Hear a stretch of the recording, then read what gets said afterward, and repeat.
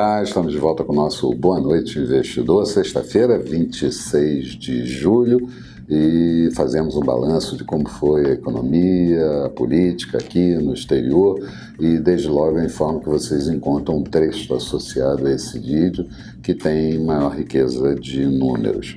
Mas foi uma semana de grande expectativa dos investidores em todo o mundo com relação a temas que já estavam circulando por aí e que não deixaram formar uma tendência mais consistência dos mercados de risco, pelo menos aqui no mercado local. No exterior, a expectativa com relação a decisões de política monetária por parte dos principais bancos centrais do mundo, a disputa já longa entre Estados Unidos e China na área comercial de propriedade intelectual e ainda uma questão ainda mais velha, o Brexit, a saída do Reino Unido da União Europeia, dominaram as expectativas dos investidores, isso sem contar com a tensão geopolítica em relação ao Irã com outros países na área nuclear.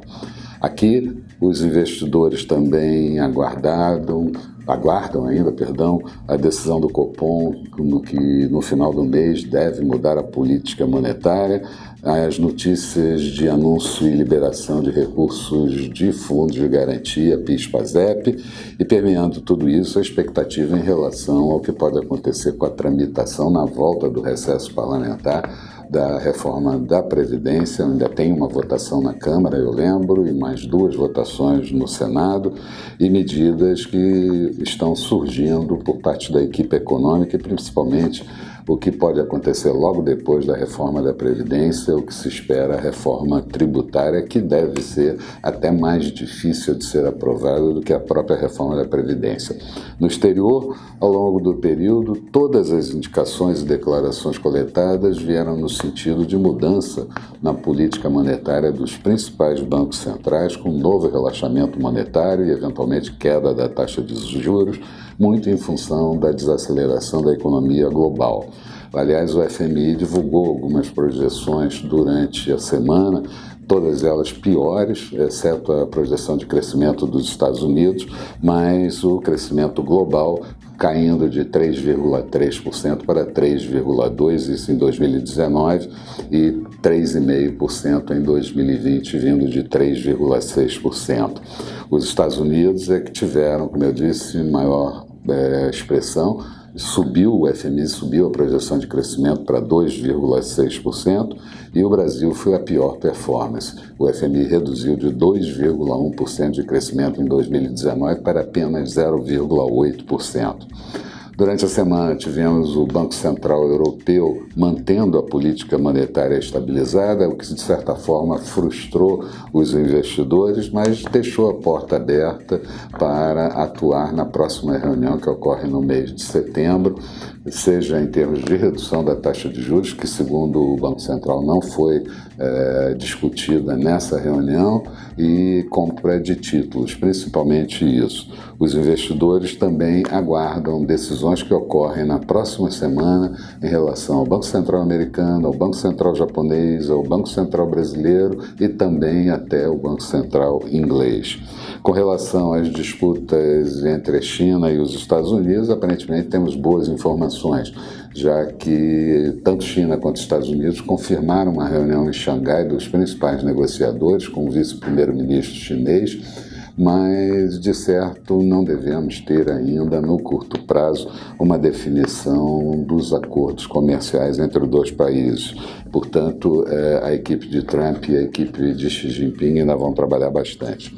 Já com relação ao Brexit, foi eleito como primeiro-ministro do Reino Unido, Boris Johnson, que é conhecido como o pai do Brexit, e logo no seu discurso inicial disse que estava pronto para negociar com a União Europeia, mas a União Europeia diz que não tem acordo possível além do que já foi feito, e Boris Johnson reafirmando que vai fazer a saída do Reino Unido da União Europeia até 31 de outubro, com acordo ou sem acordo.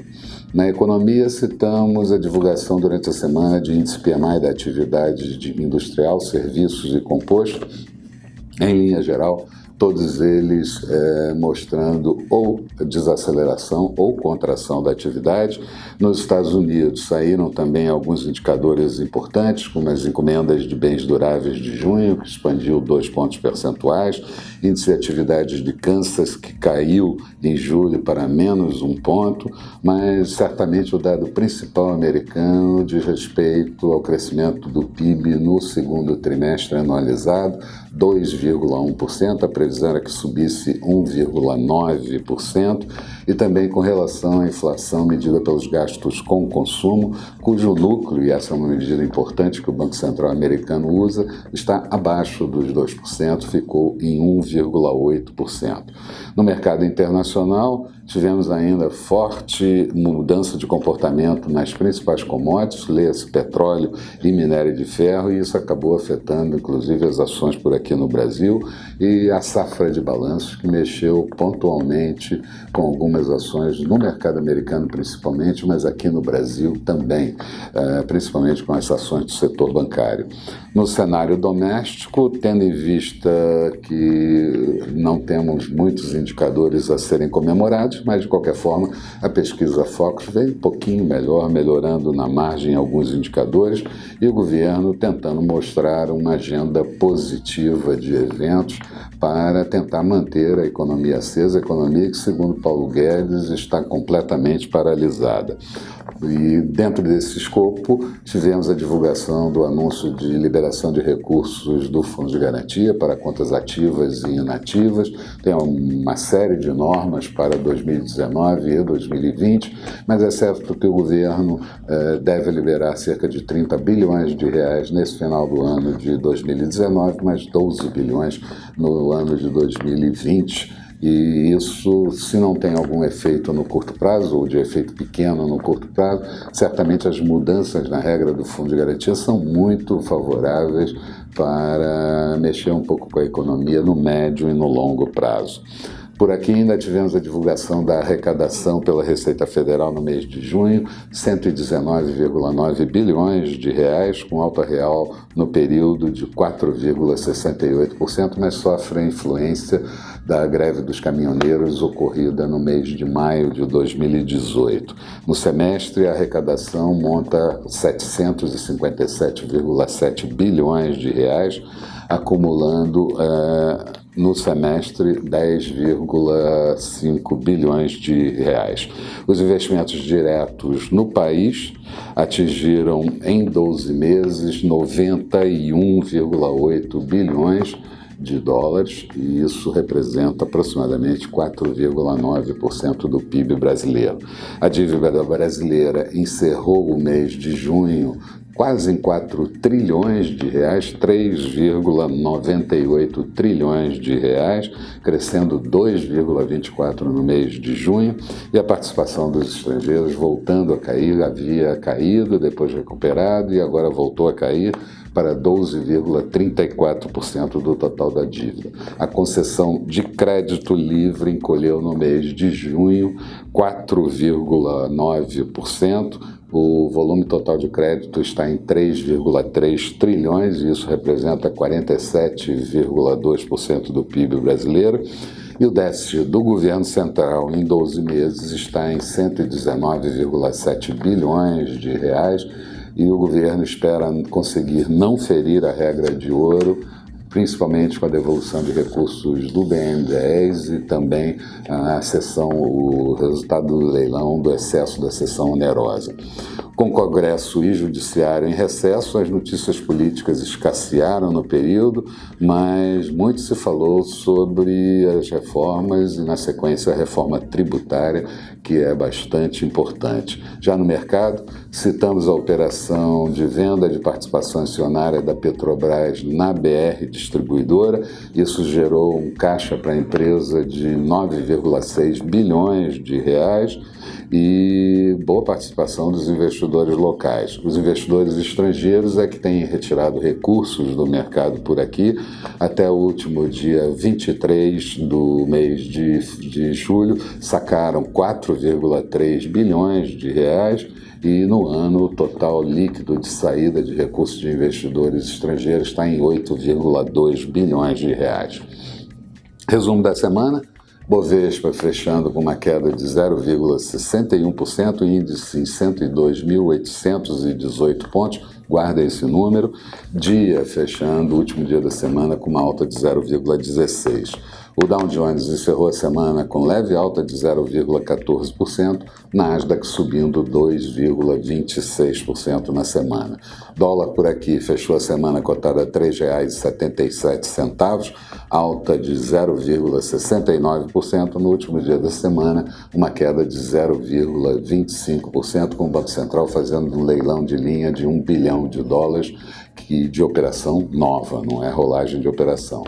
Falando um pouco de perspectivas, a próxima semana mostra-se praticamente imprevisível para estimar o comportamento dos mercados de risco no mundo, e eu cito dois fatores principais que influenciarão os investidores. De um lado, a postura dos bancos centrais, principalmente do Fed americano, com relação à taxa de juros.